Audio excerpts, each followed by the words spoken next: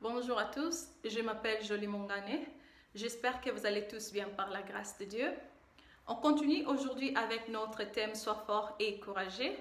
Et le sous-thème de mon message d'aujourd'hui est intitulé La marche de David avec Dieu.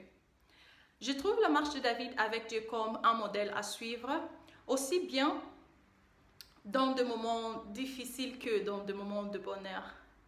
La marche de David avec Dieu commence de manière incroyable. Cadeau d'une famille de 8 enfants, et pendant qu'il fut encore un jeune berger qui prenait soin des troupeaux de son père, Dieu lui choisit pour devenir le roi d'Israël. Il y a 3 grandes choses qui retiennent mon attention dans la marche de David avec Dieu.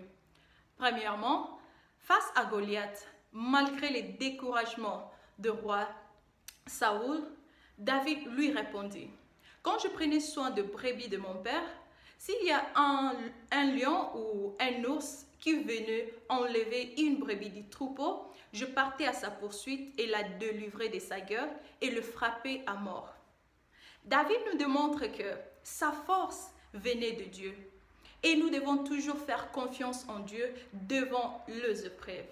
Deuxièmement, en fuite pour se sauver contre le roi Saoul et en étant abandonné par ses proches qui voulaient même le lapider, David continua à faire confiance en Dieu pour sa protection.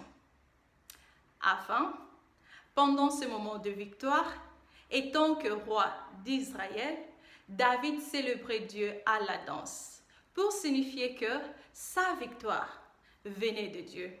Et pendant ces moments d'imperfection et difficiles, David savait revenir au Seigneur en toute humilité.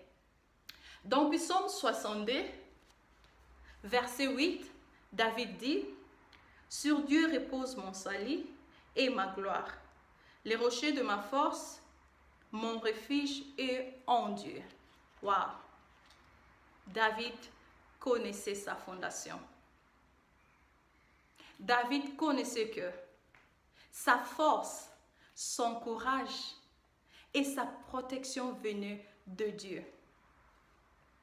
Si nous pouvons saisir cette mentalité et continuer à faire confiance en Dieu devant les épreuves, Dieu transformera nos épreuves en triomphe et nos souffrances en sacrifice pour sa gloire.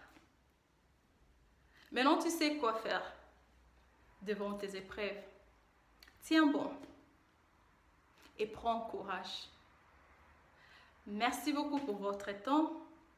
Que Dieu vous bénisse et passez une bonne semaine.